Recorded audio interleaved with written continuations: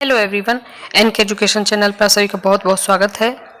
32,000 शिक्षकों ने नहीं किया योगदान, यानी इसमें जो प्रतीक्षा सूची में जो टीचर्स हैं उनको फ़ायदा होगा। सप्लीमेंट्री रिजल्ट जिसको कहा जा रहा है, बिहार लोक सेवा आयोग की पहली अध्यापक नियुक्ति परीक्षा में सफल 1,20,336 में से 88,000 शिक्षकों ने ही स्कूलों में योगदान किया है। यानी बहुत ही कम मात्रा में टीचर्स ने स्कूल को ज्वाइन किया है। सभी जिला शिक्षा पदाधिकारी कार्यालय ने योगदान करने वाले शिक्षकों की रिपोर्ट शिक्षा विभाग को भेजी है। ये सभी शिक्षक स्कूलों में बच्चों को पढ़ा रहे हैं। सभी शिक्षकों के नाम और योगदान की तिथि के साथ ऑनलाइन विस्तृत रिपोर्ट मुख्यालय को उपलब्ध करा दी गई है। विभाग ने जिलों को निर्देश दिया था कि योगदान कर चुके शिक्षकों की रिपोर्ट 26 नवंबर तक उपलब्ध करा दें। परीक्षा में सफल नियोजित शिक्षकों को 30 नवंबर तक योगदान का समय दिया गया है। जो नियोजित शिक्षक थे जिन्होंने परीक्षा दी थी और उन्होंने टेस्ट भी बीपीएससी का क्लियर किया है, उनको 30 नवंबर तक का समय दिया है। विभाग के अनुसार बीपीएससी ने 1,70,799 सीटों के लिए 1,20,336 सीटों के लिए अभ्यर्थियों को सफल घोषित किया था। इसमें 1,10,000 ने ही औपबंधिक पत्र प्राप्त किया है। रिक्त सीटों के लिए जारी हो सकती है मेगा सूची। यहाँ पर देखिए जो टीचर्स ऐसे थे जिन्होंने अभी योगदान नहीं दिया, तो उनको दो कैटेगरी में रखा जा रहा है। एक कैटेगरी की वो किसी केंद्र या राज्य सरकार में कार्यरत हैं और एक जो कहीं कार्यरत नहीं है। तो जो कार्यरत कहीं पर भी नहीं है उनको समय दिया गया है 30 नवंबर तक का, कि 30 नवंबर तक शाम के 5 बजे तक अगर वो अपना योगदान दे देते हैं तो ठीक है, अन्यथा की स्थिति में अगर वो 30 नवंबर के बाद आते हैं तो उनका योगदान नहीं लिया जाएगा, उनको नहीं माना जाएगा। और आगे जो शिक्षक हैं जिनकी मेरिट में जो पीछे थे तो उनको आगे लेकर हम कह सकते हैं जो और कैंडिडेट थे उनको प्रतीक्षा सूची में जो वेटिंग लिस्ट होती है उसको जारी किया जा सकता है। बीपीएससी शिक्षा विभाग से पत्र प्राप्त होने के बाद योगदान नहीं करने वाले सफल अभ्यर्थियों की सीटों पर प्रतीक्षा सूची में शामिल को सफल घोषित कर सकता है।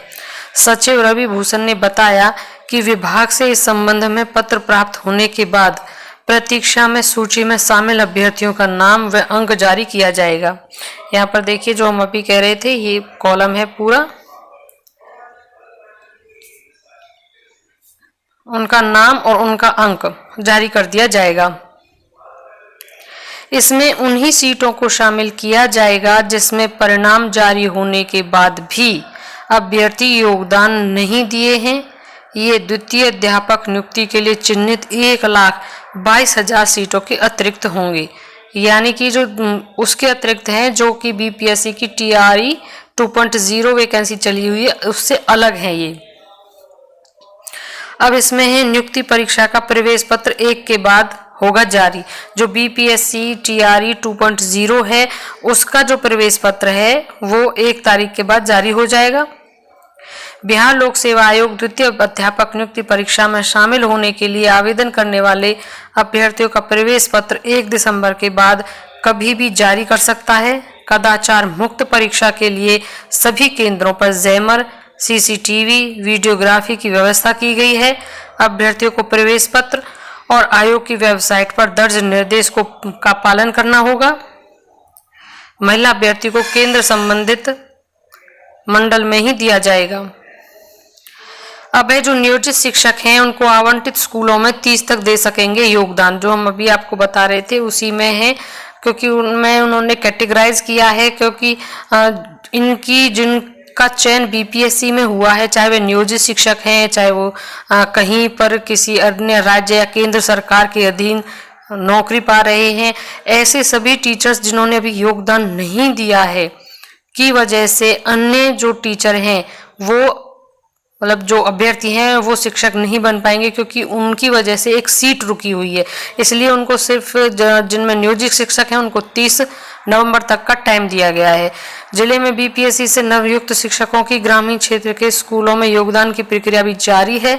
ऐसे शिक्षक जिन्होंने अब तक योगदान नहीं किया है और बिहार के बाहर से नियुक्त किए गए हैं, ऐसे शिक्षकों के लिए पटना जिला शिक्षा कार्यालय ने 30 नवंबर तक योगदान करने का समय दिया है। पटना जिले में 4800 शिक्षकों की काउंसलिंग की गई, जिसमें से 4400 शिक्षकों का पदस्थापन पत्र दिया गया।